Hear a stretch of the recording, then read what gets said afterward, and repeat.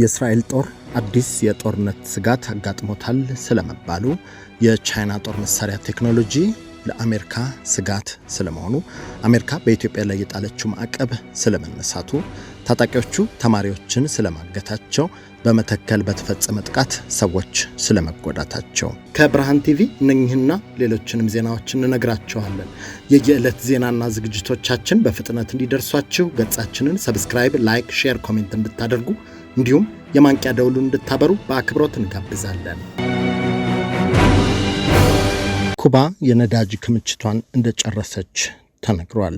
ኩባ ሙሉ በሙሉ ነዳጅና ናፍጣ እንደጨረሰች የኢነርጂ ሚኒስትሩ ቪሴንቴ ደ ላኦ ሌቪ ተናግረዋል። ከሀገሪቱ ብሔራዊ ቴሌቪዥን ጣቢያ ጋር ባደረጉት ቆይታ እንደተናገሩት በጣም ውስን የጋዝ ክምችት ብቻ በኩባ እንደቀረ ያስረዱት ሚኒስትሩ አሜሪካ የጣለችውን ማዕቀብ ተከትለው የኩባ ኃይል አቅርቦት አደጋ ተጋርጦበታል ብለዋል። እንደ ሮይተርስ የዜና ወኪል ዘገባ ከሆነ በተለያዩ የሃቫና አካባቢዎች የኃይል መቆራረጥ ያማረራቸው ነዋሪዎች ተቃውሞ ለማሰማት አደባባይ ወጥተዋል። አሜሪካ የኩባ ኮሚኒስት ስርዓት ትርጉም ያለው መሻሻል ካሳየ $100 ሚሊዮን ለአገሪቱ እንደምትልክ ማስታወቋም ይታወሳል። የኩባ ኢነርጂ ሚኒስትር ድፍድፍ ነዳጅ አልቋል፣ ጋዝ አልቋል፣ ናፍጣም አልቋል፣ ደጋግሜ እየተናገርኩ ነው፣ የቀረን ጥቂት ጋዝ ብቻ ነው ብለዋል። አሜሪካ በጣለችው ማዕቀብ ምክንያት በሃቫና ከ20 እስከ 22 ሰዓታት ድረስ መብራት እየጠፋ ነው ተብሏል።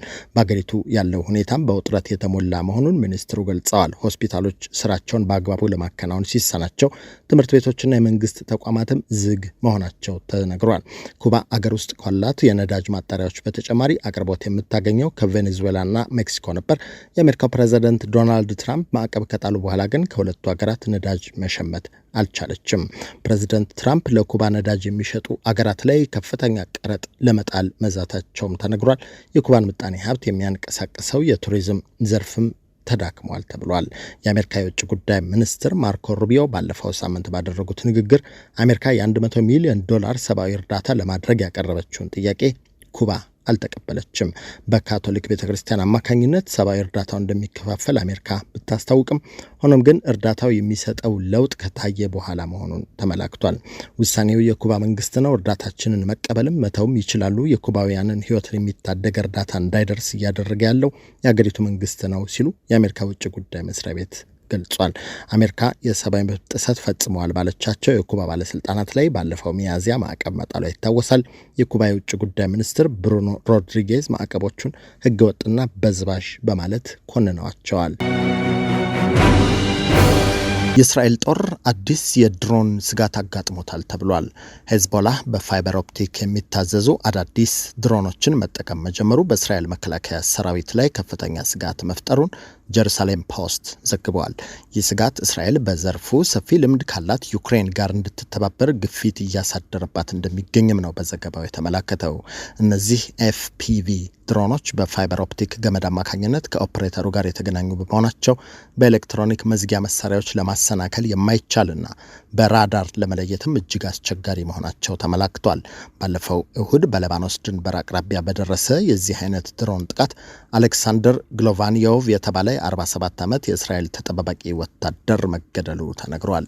ይህ የድሮን ቴክኖሎጂ በዩክሬን ጦር ግንባር በስፋት ጥቅም ላይ እንደዋለ ሲነገር፣ ሄዝቦላህ ስልቱን ከዚያው እንደቀሰመውም ታምኗል። እስራኤል፣ አሜሪካና ሌሎችም አጋሮች ከዩክሬን ጋር በመሆን እነዚህን ድሮኖች ለመመከት የሚያስችሉ ቴክኖሎጂዎችን በጋራ ለማልማት እያሰቡ ስለመሆናቸው መገናኛ ብዙሃን አስነብበዋል። የቻይና ጦር መሳሪያ ቴክኖሎጂ ለአሜሪካ ጭምር ስጋት እንደሆነ ተነግሯል። ቻይና በጦር መሳሪያ ረገድ ካላት የኒውክሌር አቅም ባሻገር የዓለምን ወታደራዊ ሚዛን ሊቀይሩ የሚችሉ እጅግ ዘመናዊና አስፈሪ ቴክኖሎጂዎችን በስፋት እያመረተች እንደምትገኝ ያመላከቱት ዘገባዎች በተለይም አገሪቱ በቅርብ ጊዜ ይፋ ያደረገቻቸው የጦር መሳሪያዎች ለምዕራባውያን ስጋት መሆናቸውን ጠቁመዋል። የቻይናን ወታደራዊ ጡንቻ እጅግ አስፈሪ ካደረጉት መሳሪያዎች መካከል ቀዳሚውን ስፍራ የሚይዙት ሃይፐርሶኒክ ሚሳይሎች መካከል በተለይ DF-17 የተባለው ሚሳኤል በድምጽ ፍጥነት በላይ በ5 እጥፍ ፈጥኖ በመጓዝ አሁን ላይ ያሉ ማንኛቸውንም የሚሳኤል መከላከያ ዘዴዎች ሰብሮ የመግባት ልዩ ብቃት እንዳለው ተመስክሮለታል። ይህም ቻይናን በዘርፉ በዓለም ቀዳሚዋ አገር ያደርጋታል ነው የተባለው። በሌላ በኩል DF-21D እና DF-26 ሚሳኤሎች በባህር ላይ የሚንቀሳቀሱ ግዙፍ የጦር መርከቦችን ጭምር ከረዥም ርቀት መምታት የሚችሉ እንደሆኑ የጠቆሙት መገናኛ ብዙሃን ይህም በፓሲፊክ ውቅያኖስ ላይ የጠላትን እንቅስቃሴ ሙሉ በሙሉ ለመግታት የሚያስችል አቅም ለቻይና እንደሚሰጣት አስነብበዋል። ቻይና ከኒውክሌር ውጭ ባሉ እነዚህ የቴክኖሎጂ ውጤቶች በመታገዝ የዓለምን ወታደራዊ የበላይነት ለመያዝ የምታደርገው ጥረት የቀጠናውን ፖለቲካዊ ውጥረት ይበልጥ እያፋፋመው እንደሚገኝ ተወርቷል። አሜሪካ በኢትዮጵያ ላይ የጣለችውን ማዕቀብ ማንሳቷ ተነግሯል። በኢትዮጵያ ላይ ተጥሎ የነበረው የጦር መሳሪያ ማዕቀብ መነሳቱን የገለጸው በአሜሪካ የውጭ ጉዳይ ሚኒስቴር የሀገር መከላከያ ንግድ ቁጥጥር ዳይሬክቶሬት ባወጣው መግለጫ በኢትዮጵያ ላይ ይከተል የነበረውን የክልከላ ፖሊሲ በማንሳት አሁን ላይ በዓለም አቀፍ የጦር መሳሪያ ዝውውር ደንብ ITAR ቁጥጥር የሚደረግባቸውና ከኢትዮጵያ ጋር የተያያዙ የፈቃድ ማመልከቻዎችን በየተራ እየገመገመ እንደሆነ ጠቁመዋል። በዚህ የአሜሪካ ማዕቀብ ስር የሚገኙ የተወሰኑ አገራት ለመከላከያ ሰራዊት፣ ለፖሊስ፣ ለደህንነትና ለሌሎችም የአገር ውስጥ የጸጥታ ኃይሎች የሚሆኑ የመከላከያ ቁሳቁሶችንና አገልግሎቶችን ከውጭ ገዝተው ማስገባትም ሆነ ወደ ውጭ ሀገራት መላክ እንዳይችሉ እንደሚከለክል የጠቆሙት መገናኛ ብዙሃን በሰሜን ኢትዮጵያ ከነበረው የትግራይ ጦርነት ጋር በተያያዘ ከህዳር 2014 ጀምሮ ከ4 ዓመታት በላይ ኢትዮጵያ በዚህ ማዕቀብ ውስጥ መቆየቷን አውስተዋል። ይህ አሜሪካ ጥላው የነበረው ማዕቀብ መነሳቱ ይፋ የሆነው በኢትዮጵያ ግጭቶች በቀጠሉበትና የትግራይ ክልል ውጥረት ባየለበት፣ በኢትዮጵያና ኤርትራ እንዲሁም በኢትዮጵያና በሱዳን መካከል ውጥረት ባየለበት ወቅት እንደሆነ አሜሪካ ማዕቀቡን ለማንሳት ከውሳኔ የደረሰችበት ምክንያት በይፋ ለመገለጹንም በዘገባው ተመላክቷል። ከጥቂት ዓመታት በፊት ኢትዮጵያ በብዛት የጦር መሳሪያ የምትገዛው ከሩሲያ፣ ቻይና፣ ቱርክ፣ የተባበሩት አረብ ኤሚሬትስና ኢራን እንደነበር ይነገራል። ታጣቂዎቹ ተማሪዎችን ማገታቸው ተሰምቷል። በራያ አላማጣ ከተማ በሚገኘው የኪዳነ ምሕረት ቤተክርስቲያን ጉባኤ ቤት ይማሩ የነበሩ ከ50 በላይ የአብነት ተማሪዎች በከተማው ውስጥ በሚንቀሳቀሱ የህወሓት ታጣቂዎች ታፍነው መወሰዳቸውን የአካባቢው ነዋሪዎችና የአብነት ተማሪዎች መግለጻቸው ተሰምቷል። በወቅቱ በስፍራው የነበሩ እማኞች በድርጊቱ በርካታ ታጣቂዎች መሳተፋቸውን ሲያስረዱ ጉባኤ ጨርሰው ወደ ቤታቸው ከሄዱ በኋላ ገብተው ተማሪውን በሙሉ በዱላ መቱት። ከዚያም ታጣቂዎች ሲመጡ ግማሾቻችን ዝም ብለን ሸሸን ካሉ በኋላ አክለውም ታጣቂዎቹ የህወሓት አባላት መሆናቸውን ለዶይቼ ቬለ ተናግረዋል። 700 የሚደርሱ ተማሪዎች የሚማሩበት ጉባኤ ቤትና የተማሪዎች መኖሪያ ጎጆ ሙሉ በሙሉ መቃጠላቸውን የሚናገሩት የአብነት ተማሪዎቹ ሁኔታው ለህይወታቸው አስጊ በመሆኑ አካባቢውን ለቀው ለመሰደድ መገደዳቸውን ገልጸዋል። እኛ ለነፍሳችን መዳን ሸሽተን ወጥተን በየአረጋቢው ቤት በየጫካው ውስጥ ተበታትነን አደርን። ከዚያም የጉባኤ ቤቱን አቃጠሉት። አብዛኛው የጉባኤ ቤቱ ክፍል ቢወድምም የቀረውን ያተረፉትም የአካባቢው ነዋሪዎች ናቸው ሲሉ አውስተዋል። ከታሰሩት የአብነት ተማሪዎች መካከል እንደነበረ የገለጸ ተማሪ በበኩሉ እኔ ከተያዙት ተማሪዎች አንዱ ነበርኩ እና ሰልጥናችሁ ብለው ብዙ ሰው ይዘው ሄደዋል። ግን እነዚያ ተማሪዎች አሁን እንዴትና የት እንዳሉ አላውቅም። ያልተገኘ ብዙ ተማሪ አለ። ብንደውላቸውም ስልካቸው ስለማይሰራ የት እንደሄዱ አይታወቅም ማለቱን ያስነብበው ዶይቼ ቬለ ነው። በመተከል በተፈጸመ ጥቃት ሰዎች መጎዳታቸው ተሰምቷል።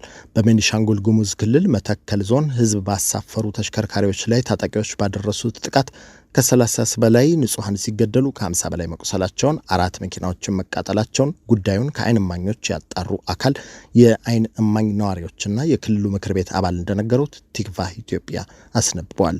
ራሱን የጉሙዝ ኃይል አንድነት ግንባር ብሎ የሚጠራው ታጣቂ ቡድን ጥቃቱን የፈጸመው በዞኑ ጉባ ወረዳ አይሲድ ቀበሌ አለፍ ብሎ ልዩ ስሙ አፍሪካ እርሻ ልማት በተባለ ቦታ እንደሆነ የጠቆሙት ነዋሪዎቹና የምክር ቤት አባሉ ጥቃቱ ግንቦት 4 ቀን 2018 ተጓዦችን ያሳፈሩ አውቶቡሶች ወደ ግልገል በለስ እየተጓዙ በነበረበት ወቅት እንደተፈጸመ አስረድተዋል። ጥቃት በተሰነዘረበት መኪና ውስጥ ከነበሩ ተጓዦች ውስጥ 23 ንጹሃን ዜጎች መገደላቸውን ያረጋገጡት የአይን እማኝ በበኩላቸው በአጠቃላይ ከ30 በላይ ሰዎች ተገድለው ከ50 በላይ ንጹሃን መቁሰላቸውን እንደነገሩት ቲክቫህ ኢትዮጵያ አስነብበዋል። ታጣቂዎቹ ጥቃት በፈጸሙበት ተሽከርካሪ ውስጥ የነበረ ሰው በስልክ ማነጋገራቸውን የጠቆሙት እኚሁ ነዋሪ ታጣቂዎቹ ከተጓዡ ገንዘብ እያሰባሰቡ ባለበት ሰዓት ሌላ ሶስተኛ ህዝብ የጫነ ባስ ድርጊቱን ከሩቅ አይቶ ለመመለስ ሲሞክር በላውንቸር ተኩስ እንደከፈቱ ነግሮኛል ብለዋል።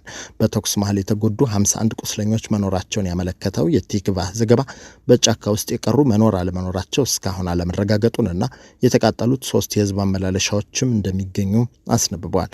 በተጨማሪም እስከ ትናንት ማታ ድረስ በሕክምና ሲረዱ የነበሩ 3 ቁስለኞች አርፈው ህይወታቸው ማለፉን አሰምቷል። በሌላ በኩል ጉዳዩን በቅርበት የተከታተሉ ሌላኛው ነዋሪ በበኩላቸው ጥቃት የደረሰባቸው 3 ተሽከርካሪዎች እያንዳንዳቸው ከ60 በላይ ሰዎችን የሚያሳፍሩ መሆናቸውን መናገራቸውን፣ ብዙዎችም በትርፍ ተጭነው እንደነበር ማስረዳታቸውን ቲክቫህ አስነብበዋል። ከብርሃን ቴሌቪዥን የዕለቱን ዜናዎች ነገርናችሁ። ዜናዎቹ በፍጥነት እንዲደርሷችሁ ገጻችንን ሰብስክራይብ፣ ሼር፣ ላይክ እንድታደርጉ ኖቲፊኬሽን እንድታበሩና በኮመንት እንድታበረታቱን በአክብሮት እንጠይቃለን። በቀጣይ ዜናዎች እስክንገናኝ ጤና ይስጥልን።